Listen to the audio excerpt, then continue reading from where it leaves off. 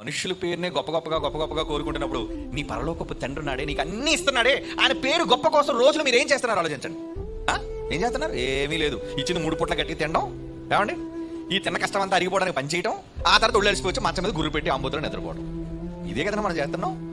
ఏ రోజైనా 24 గంటల్లో దేవుడిచ్చిన జీవిత కాలంలో ఆయన ఘనతను చాటే పని, మాట, సంభాషణ గొప్ప నీ నోటప్పుడు వస్తుందా? నీ దేవుడి గురించి గొప్పలు చెప్తున్నావా?